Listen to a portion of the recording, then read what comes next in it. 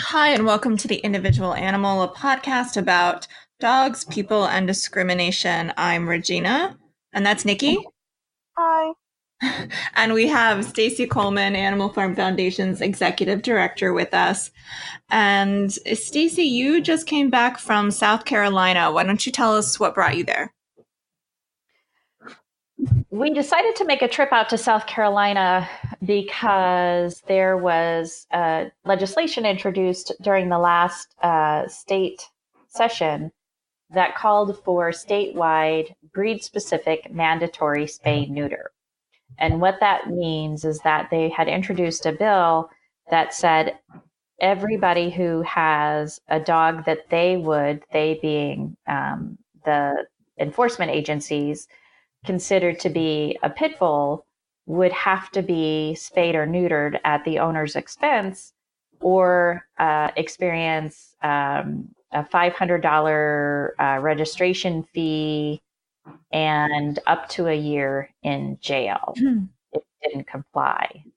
And of course, we're big proponents of spay neuter because that's the responsible thing to do with your pet if you're not going to be part of a responsible breeding program.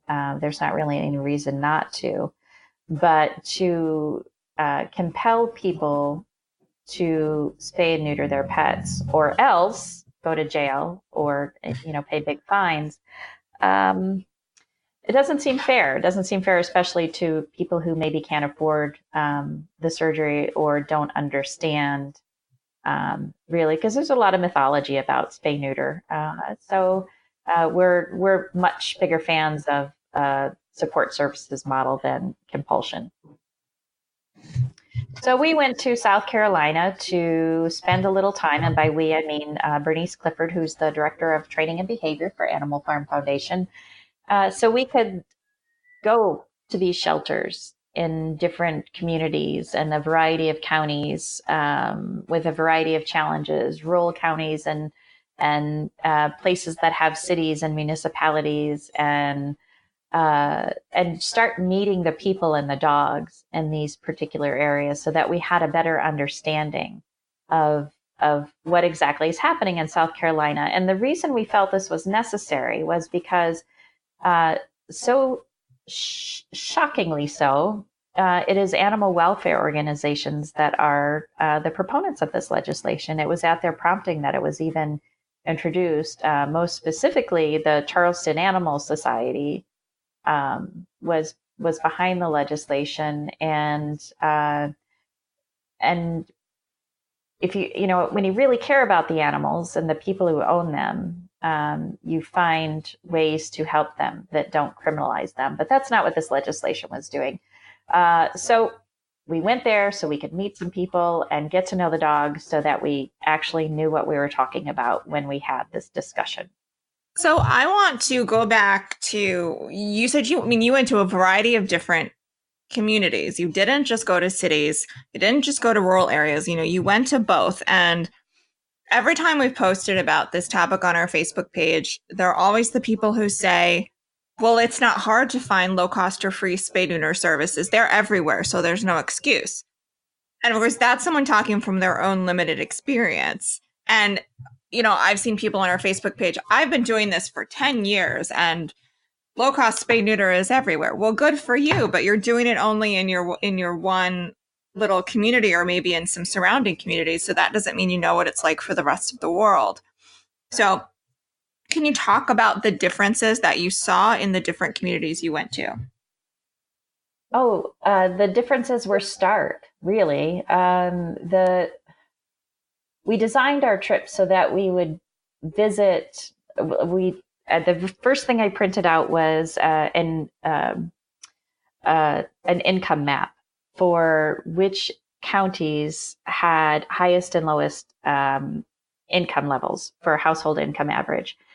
So that we did make sure that we went to a variety of places. We didn't want to go to just one sort of place. We didn't want to cherry pick the places we went to because we weren't searching for confirmation bias. We were searching for the truth of the variety of the things that are happening in South Carolina.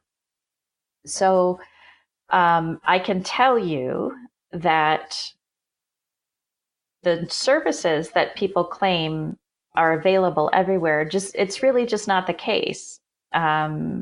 Not in South Carolina. And I suspect it's true all over the country that there are real deserts of services available, not just spay neuter services, but all sorts of services that humans need to take care of their families or their pets. But I know in one of the counties we went to, we asked where was the closest place to get your pet spayed or neutered, not even just low cost, but just any choice for getting the pet spay neutered. And they said, well, we do have a vet who is in town who will spay and neuter owned pets, but they don't work full time. But you can usually get an appointment there eventually. But as far as a low cost option, there's a place 3 counties over where you can have your pet altered. And what that tells us is that the notion that available services, accessible services, are available everywhere just isn't so. We might think that's true based on our own experience. We might want it to be true, but what we learned firsthand is it just isn't the case. We spoke with one shelter who had a voucher program that they would help their local pet owners out if they wanted a spay neuter surgery and they couldn't afford it. This particular shelter had a fund that they would draw from and provide spay neuter vouchers for their pet owners. But what they've found is that the desire and the demand for these vouchers was so great that the vouchers were expiring after their 90 days before they could get an appointment. So they would call for an appointment, but the wait list to get a low-cost spay and neuter was more than 90 days. So the vouchers were expiring. So they had to rearrange their program to meet the need. And for me, that tells me that what we think is true really is that the majority of people, if they understand the benefits of spay neuter and they can access that spay neuter, they're going to take advantage of it for their pets because they know it's the right thing to do. So you didn't go out to South Carolina on a whim. Can you talk a little bit about how you reached out to the shelters prior to going out there, trying to figure out what this bill was all about, who you spoke to on that, and what you learned from there about the counties and the cities in South Carolina before, what research you did ahead of time? Well, I tried to reach the primary supporter of this legislation. Is a man named Joe Elmore, and he's the director at Charleston Animal Society. And I've reached out to him a number of times in a number of different ways, and I'm yet to hear from him because I really wanted to understand the motivation for this. Because if you read the legislation, they make the dogs that they're targeting sound very scary. They make it sound like it's a public safety issue, that you must have your pet these pit bull dogs spayed or neutered, or else they will bite, they will roam, they will be in dog fights or whatever. The language is, I'm not exaggerating. That's really what it says. It's very, very scary language. Yet, after that was introduced, Joe Elmore followed it up with a sort of op-ed piece in the local paper that said, we must pass this legislation to save the noble pit bull. And they put out a very emotional plea that showed a picture of a dog and her 2 puppies that said their lives are in danger if we don't support this bill. So the message was contradicting, which didn't make any sense to me. I really needed to understand the motivation. If there was anything we could do to help, we needed to understand why. But I was never able to speak with him. So I don't know exactly the motivation. But what we did was we created a path that went down the southwest corner of the state, and we visited as many shelters and humane societies as we could. In that path, I think over the 2 days we were on the ground, we probably went to 17 different places and met people at each place. Most of the time we arrived unannounced, not by any sort of gotcha method, but because we didn't want people to have their days disrupted by waiting for us to get there. Because really all we wanted to do was get a look at the animals that were in the dogs that were in their shelter. Because one of the things that we know for sure and it holds true in South Carolina. And we know this because we have the great fortune of working for an organization that allows us to travel all across the country to do the work we do.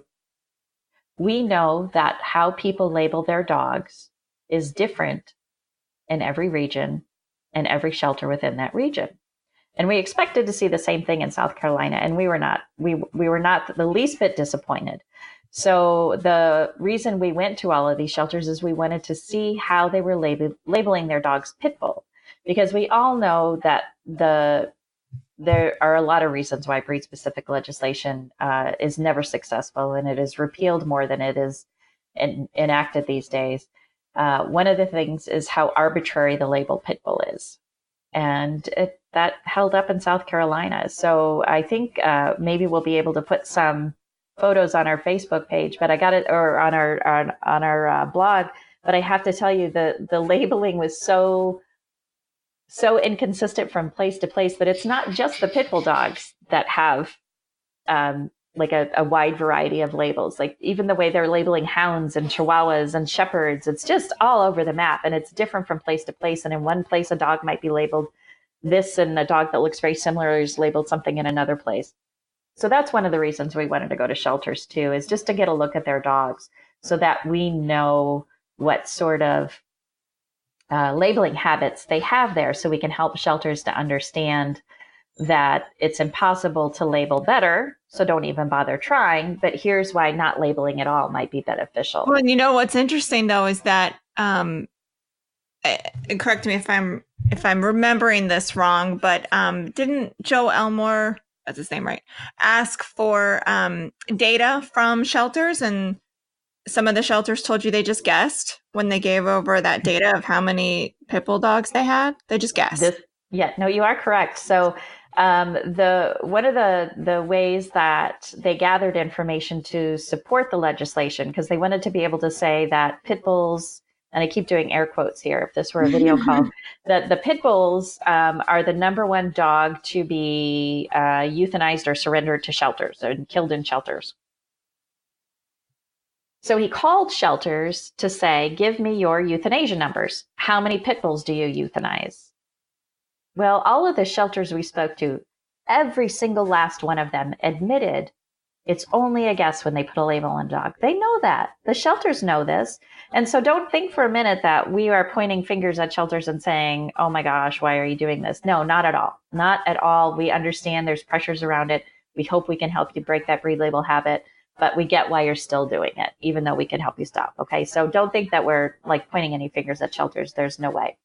But I think it tells us a lot about Joe Elmore and his information gathering, that he talked to these shelters who know they're only guessing when they say how many pit bulls they euthanized, and still asked them for a number and presented that number to the bill's sponsor as if it was some sort of reliable data, when everybody knows full well that it isn't. I think that's deceptive. We see that a lot, though. You know, with people like we did with PetSmart Charities. I think there was a lot of similar guesswork data going on there. Yeah, absolutely. Well, it becomes, when you can group the dogs together by this label, it becomes much more convenient. It's like counting for the sake of convenience. If you can use this and get away with it so that it proves your point. Mm-hmm. But what it really does is whatever legislation you're introducing, it becomes both over-inclusive and under-inclusive. So it's not effective. And they tried to do this mandatory spay and neuter thing in Beaufort, South Carolina, right?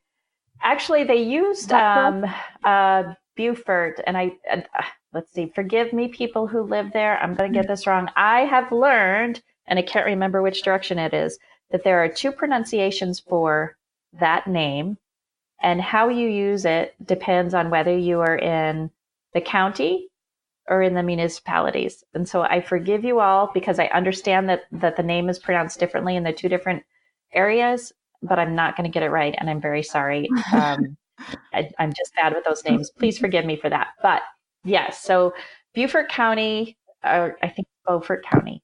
Okay, I'm going to go with Beaufort County. I'm sorry if I get it wrong. Okay, Beaufort County has a mandatory, breed-specific mandatory spay-neuter law on the books. And Charleston Animal Society has held that up as the example of why BSL mandatory spay-neuter works.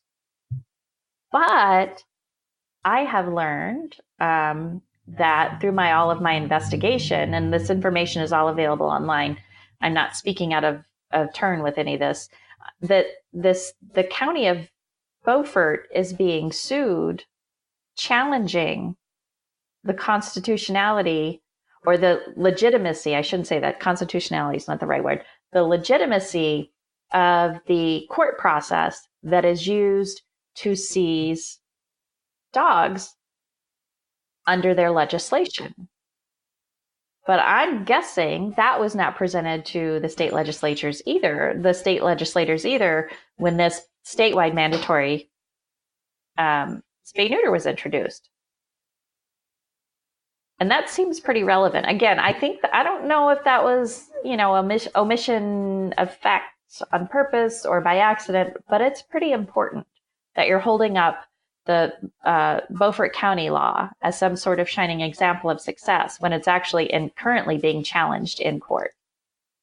Another thing that I find really interesting about, not interesting. Interesting is my polite word. All right. I was just trying to be polite. It's not interesting at all. It's maddening. It's frustrating that the Charleston Animal Society is supporting this mandatory spay-neuter because one of the things they cite are free-roaming dogs, because they put in their legislation that dogs who are intact are more likely to roam and bite people. But at the same time, they're on record of being anti-tethering, which I'm gonna get. Regina, help me, protect me. I'm going to get hate messages on Facebook again about you should never tether your dog. You should never tether your dog. Like, you should never tether your dog inhumanely. Yeah. But if your dog needs to go outside, it's not an all or nothing thing. And this goes also to the, you can't leave your dog outside for more than 15 minutes when it's cold out, even though some dogs never want to come inside when it's cold out because they like it. Exactly. You're exactly right. It's not an all or nothing thing. And don't let me forget, we spoke to an animal control officer who had a great perspective on tethering, but we'll get to that.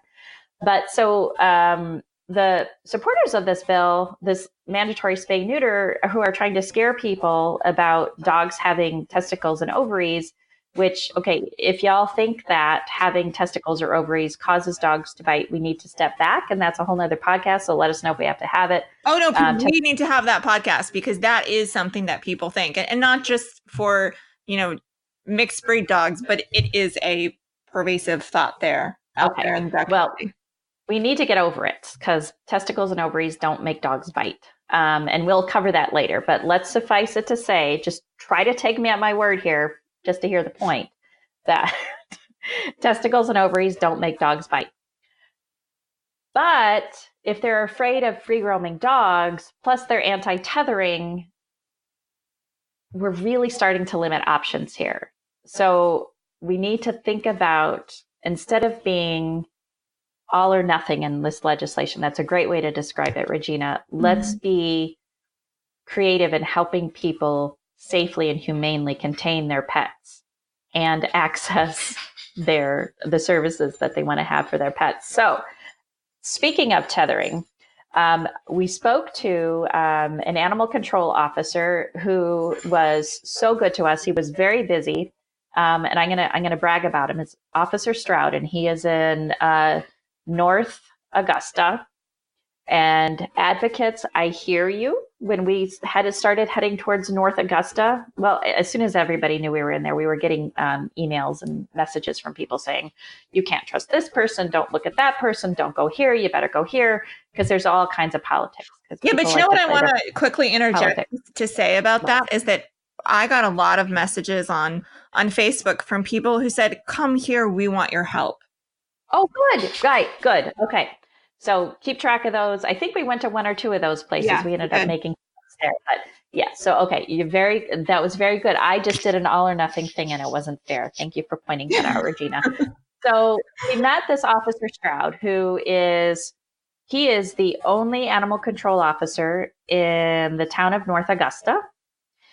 He has to take care of the kennel spaces where he houses the dogs. He has to go on all of the animal control calls. He is the one who is on call for strays too. And he has to do all of this. He has to answer complaints. He has to do investigations. He has to do all of this stuff all on his own.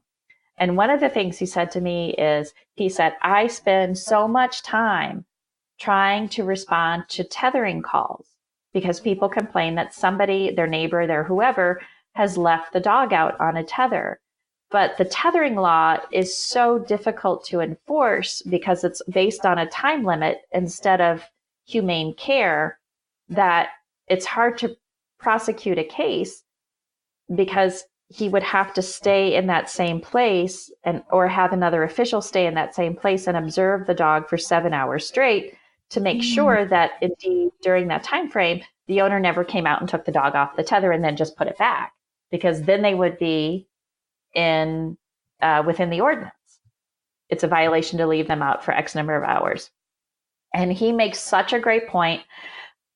Tethering, I think the best example of tethering I've ever seen came out of Calgary, where the rule was if you tether your dog, you better be home, because if that dog runs out of water or if the shade moves, you have to be there if I knock on your door. Mm-hmm. And if you're not home, don't tether your dog.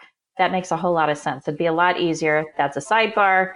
Animal control officers, I feel your pain. Let's make some more sensible tethering laws. Hello, sorry. Oh, we've got a surprise guest. Hey, Bernice Clifford, everyone.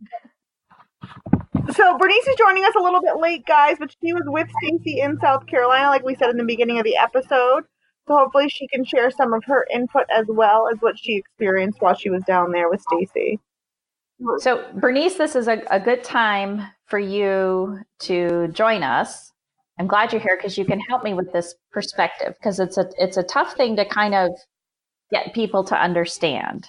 And that is the idea of sort of vigilante justice when it comes to these kind of animal care and control laws, this like mandatory spay neuter, especially breed specific, because everywhere we went, there were tales of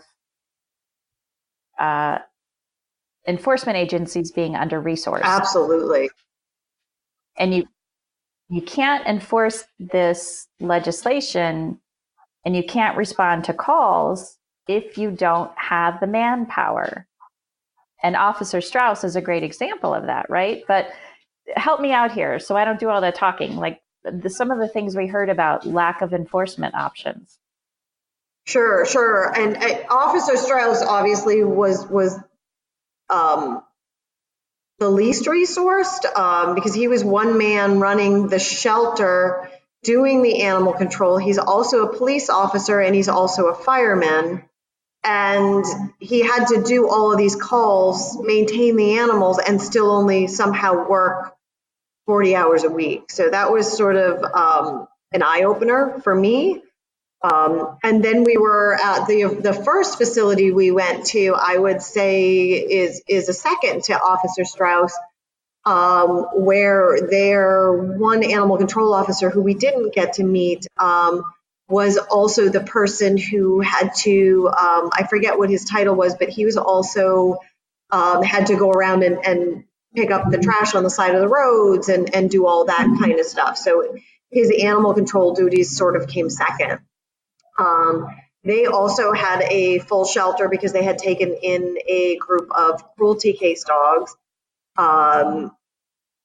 And they didn't have a working vehicle. So if they got an animal control call, one of them would have to actually go home and get the woman who ran it had a horse van or something like that she could go and get, or they needed to use their own cars somehow to get these animals from wherever they may have been in the county.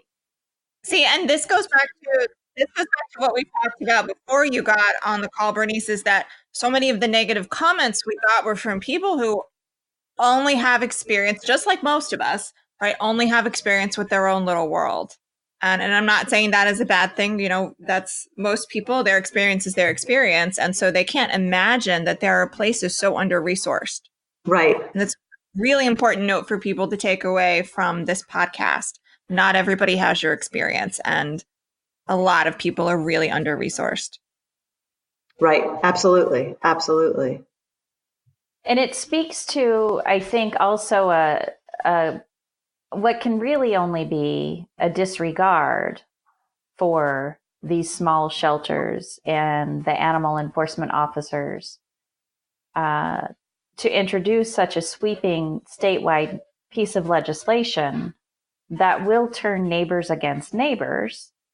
Because if they can't, if enforcement isn't able to come out and answer a call, and everybody's under-resourced, we just talked about that. So if they can't come out and respond to a call, that's going to start fueling feuds between neighbors and animosity between citizens and their government, because these calls aren't being answered. And what we've really done is just sort of created this vigilante attitude towards you're doing it wrong, of neighbor on neighbor, for really no benefit, no benefit.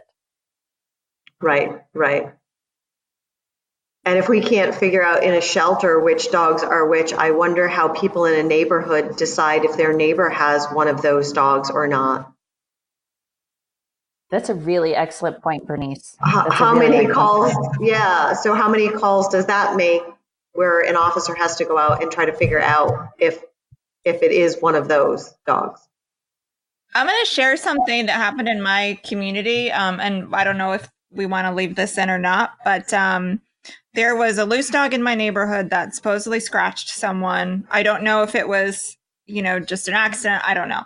But someone, and again, I don't know who, said that it was one of my neighbors because they just said it was a chocolate lab mix. Well, this person has a black lab, not a chocolate lab, but animal control showed up at her house, and her dog has not gotten out, and her dog is never off leash. But somebody just assumed it was her dog and sent animal control to her house. So, I mean, that's kind of, that just reminds me of what you're talking about, of neighbors just guessing about problems with dogs. Exactly. It's true.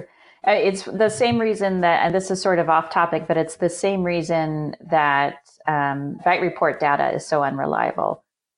Just because when it comes to breeds, especially because people just have a different perception of what dogs look like and what those dogs mean to that particular individual. And we already talked a little bit about the varying kinds of dogs that were in the shelters. And I said, Bernice, about how one of the reasons we went is because we wanted to lay eyeballs on the dogs there, right? So we could start to understand the labeling habits that happen in South Carolina. But I would love for you to kind of give some of your perspective of the labeling things that we saw there. Again, and not in any sort of accusatory way for the shelters. Sure. Yeah.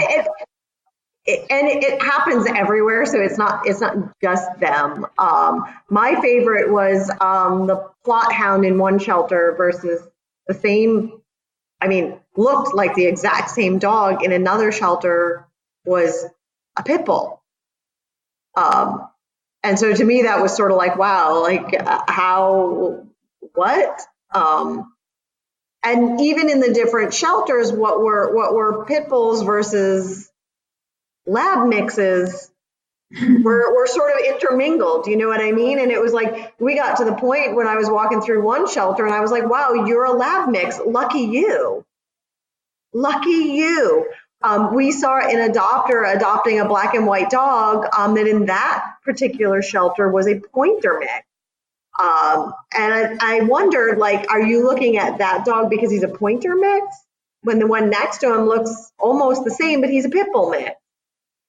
And I always wonder, when an adopter comes through, they take that stuff as us knowing, because we're the professionals. So if we're calling something a pointer mix, they assume, well, it's a pointer mix and I can have that in my building or my neighborhood. Or I've always heard great things about pointer mixes, so I'd rather have that one versus the one next to him who looks almost identical. You know what always strikes me as funny about these things is that it says pointer mix, but maybe it also has Staffordshire Terrier in it, right? So it's such the idea of labeling mixes as anything other than just a mix just always confuses the heck out of me. Yeah. Yeah, it's funny. There was one shelter that we went to where they labeled everything with like a dog breed and then the word mix on it. But you could tell that they were trying not to label things pit bull because all of those dogs were just mixed breed. But then everything else was shepherd mix or chihuahua mix and that's, we're laughing at it because the labeling is just absurd. It doesn't tell us anything. And in the case of South Carolina, they've used those labels as data, as if it's reliable for the legislation that they're promoting. And what was that one shelter we went to, Bernice, where all the dogs were basically, they all looked the same, but maybe slightly different colors? All the same size. Well, they were all. I was going to say they were all the same size. I didn't think they all looked the same, but the majority of them were pit bull mixes. But that's also the shelter that had the pointer mix and the Lucky Labrador mix. So it almost seemed like whoever was on the computer that day, maybe they didn't want to label them as pit bull mixes. I don't know. But the majority of the dogs in that shelter were labeled pit bull mix, but there were just those maybe 3 or 4 that were called something else. And I just, that's the shelter that made me wonder, like, are you going to get out faster now because you're called something different? Even though this dude over here, that one picture you have, Stacey, I love that brindle dog with the ears. Like, I don't know what the heck he is, some kind of kangaroo. But he was a pit bull mix. And up in New England, that dog would never be a pit bull mix. People would be fighting over that dog in a shelter as a shepherd boxer mix or something. It is, and it's just so absurd. And there was the one place we went to, and we're not trying to be intentionally vague. We don't want to visit any sort of disrespect on the shelters that we visited, because we met a lot of really lovely people who are working very hard for the animals. So we're calling these shelters, we know exactly who they are and where they are, but we're not mentioning their names quite on purpose because we don't want to visit any grief upon them from anybody who might have something naughty to say. So, but there was another, this was a municipal shelter we went to, where the officer very seriously told us that sometimes her animal control officers bring a dog in with a particular label. And she's like, no, that's ridiculous. It's this kind of mix. And she was taking us around and showing us the ones that she had changed. And she was very serious about it. Do you remember her, Bernice, yes, outside of Columbia? Yeah. And again, whenever we had these interactions and we would just point blank ask, so you really think you're right? Is that, because, Bernice and I are so painfully honest and straightforward with everybody. It's like, really? Do you think you're right when you're doing that? Do you think, because there's no right or wrong answer. We just want to know. And everybody says, nope. Nope. They know it's not right. But for some reason, they're still, either through their agency or through habit, they just need to do it. And what's interesting, I think, Bernice, I'm going to put you on the spot and test your memory. What was the one place we went to that didn't have any labels on their kennels? Charleston. Exactly. So the only place that we went to, all these shelters, and the only place that didn't have breed labels on their kennel cards was Charleston Animal Society. And they're the ones promoting the breed specific spay neuter. And we should also say that, if we're talking about mixed breed dogs, then they're not an actual breed. So they're just a mixed dog, a dog of mixed heritage. So you really can't put breed-specific legislation on dogs that aren't actually a member of a breed. So right, you're getting all sciencey, Regina. So, but you're correct. So, in the breed is actually it's a science term used to describe a closed and coherent gene pool of which a dog can be born from. And as soon as the dog is bred with a dog from outside that closed and coherent gene pool, any puppies cease being a member of any breed at all.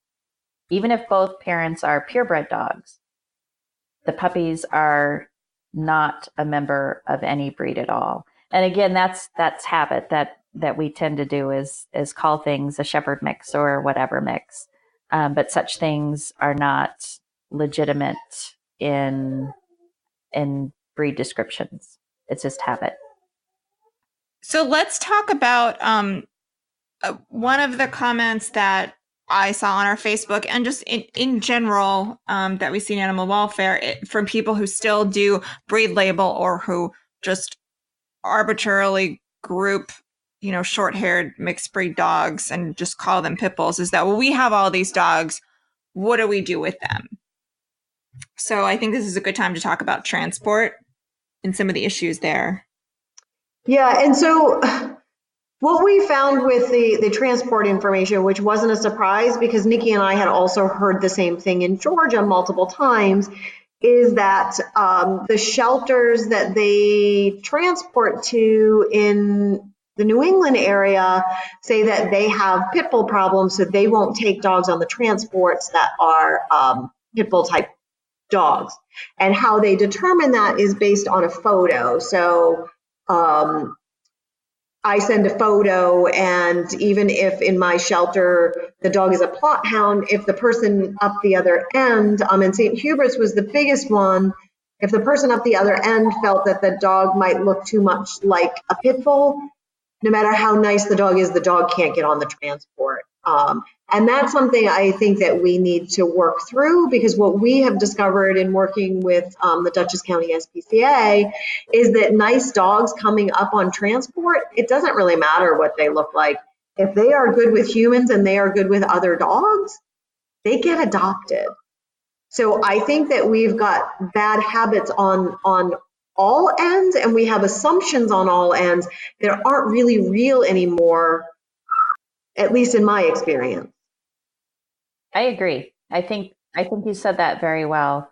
I was on a completely unrelated topic. I was speaking with somebody today, just because I wanted to connect with this person, because generally we don't agree on a lot of things, but we're able to have good conversation with each other about the things we don't agree on. And one of the things we talked about was the notion that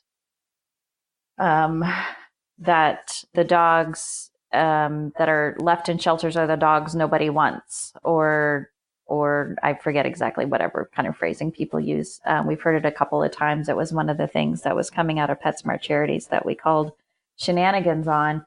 And but we agreed, when I was speaking with this person, we agreed that no matter what the dog looks like, good dogs go home pretty much wherever you are.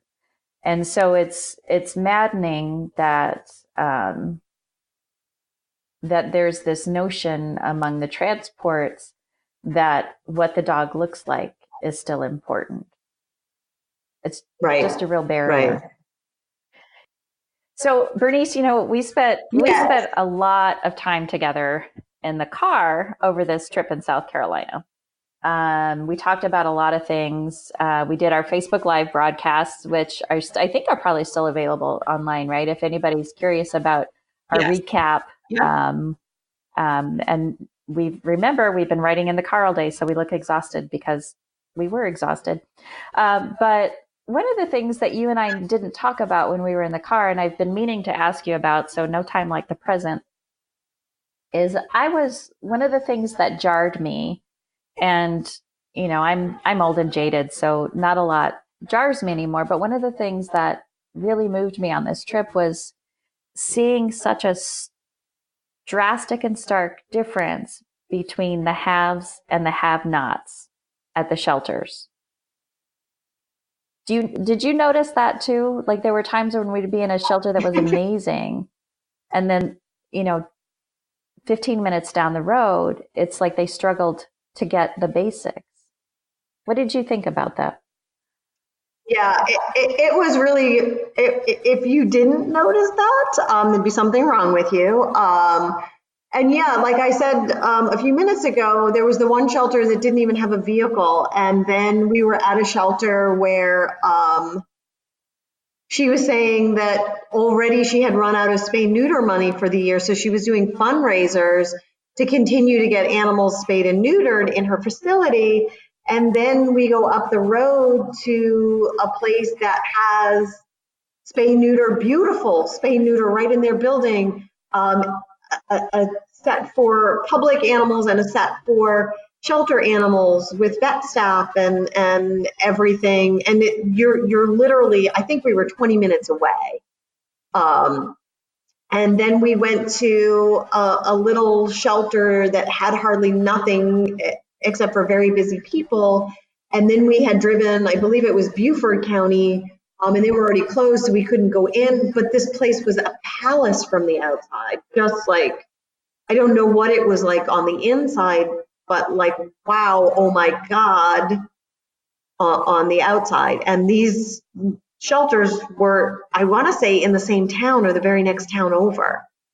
So it was overwhelming to see that, and to still not have people understand that the resources in this facility need to somehow be shared with this facility. We've somehow turned into these Taj Mahals, and we think we're sharing, but if somebody's run out of spay neuter money and they don't feel comfortable calling you and saying, hey, we don't have any money, can you spay and neuter our dogs for the rest of the year, then we're not really sharing the resources the way that it seems like in sheltering we should. And I don't know, maybe that's the wrong attitude to have. No, I agree with you. And the reason it's important in this context is because the whole reason we went to South Carolina was because this legislation, the mandatory spay neuter breed specific, was introduced, because there's a notion that people won't spay and neuter their pets. And so the point you're making is so important to this conversation.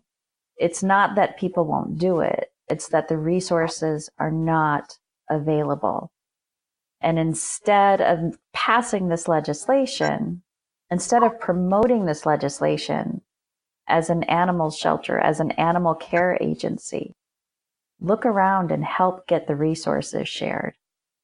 Because the need is there, the desire is there, the resources are in the wrong place. So, Bernice, that was a heavy point. That was a heavy discussion. Let's do this, because we had a lot of really great experiences on this trip, and I want to ask you, can you tell me two things? What was the most favorite thing that you experienced, and what was the most frustrating thing that you experienced? Ready, go. Sure. So I was amazed at how welcoming all of these shelters were. And again, the very first shelter that we went into, there was just one young girl there at the time. And she was clearly overwhelmed. Her drains were clogged. She was trying to get everything done. They were not open on that day. And we went and knocked on the door, and she was just very kind and very open, invited us in, showed us the place. At some point called her director, who was on her way back, so that she could share her experiences with us. And I just felt like every facility, whether they were resourced or not, took the time with us, and whether they were open or not. So I think my favorite part was meeting all of the different folks and feeling like we could have nice conversations with all of them. Good. And my most frustrating part, I think, was back to the resources again.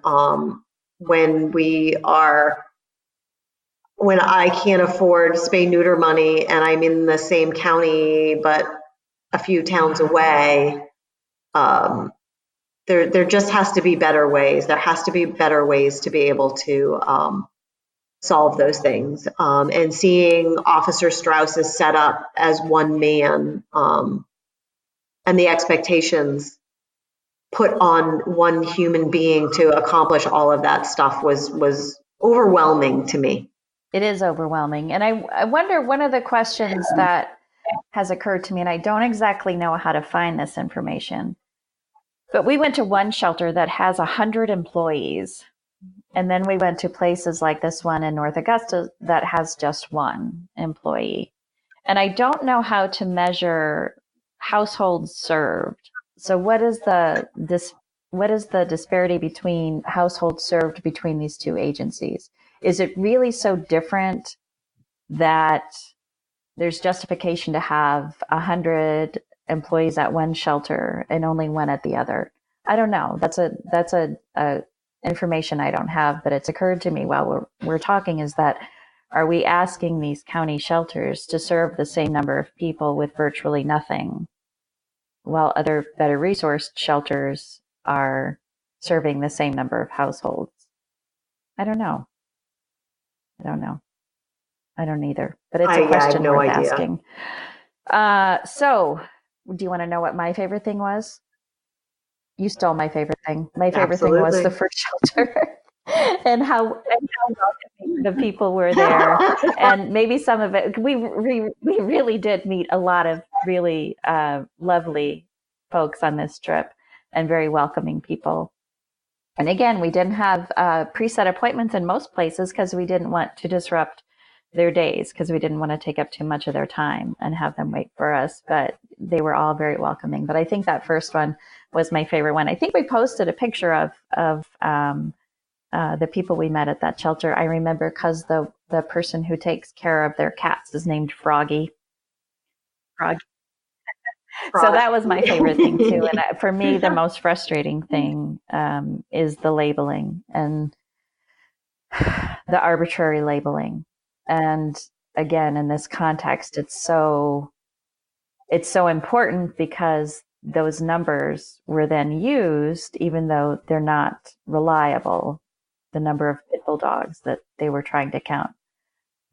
We know it's not reliable, but it was used as an attempt to justify this legislation. And to me, the fact that everybody knows it's not very reliable, those of them who were relying on that data, it feels deceptive to me. And it's troubling.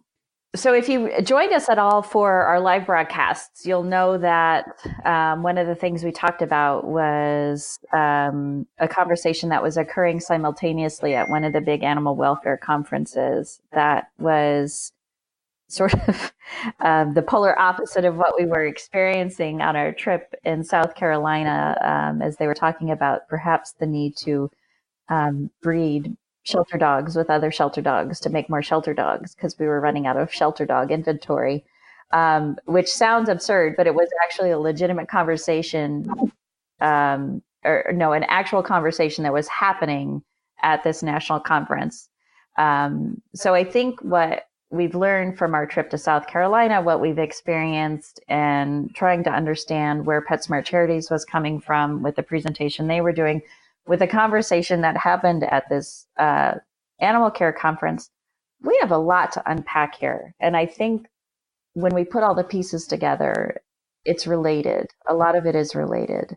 And I hope that everybody will stick with us and join us as we try to sort through all of this and gain an understanding of what we can do to get to kind of get us back on the right path and make sure we're having the right conversations. And I hope that we can still continue to have conversation about spaying and neutering. And I think we opened up another conversation about tethering too. And again, it's all kind of related, but let's have those conversations. Let's talk about it so that we can stay on the right track. So thank you guys very much for letting us wrap up. Thanks for going along on the ride as we drove through South Carolina. And Nikki and Regina, thank you for the podcast. Yep. Thank you, guys. Thank you all so much for listening. If you enjoyed the show today, please go online, like, subscribe, and review the show. If you want to contribute to the work that we do to bring dogs and people together to end discrimination, you can head over to our website, animalfarmfoundation.org/donate, and make a donation. Follow us on Facebook, Instagram, and Twitter to get all the latest updates on what we're doing, and be the first to know when our next podcast airs.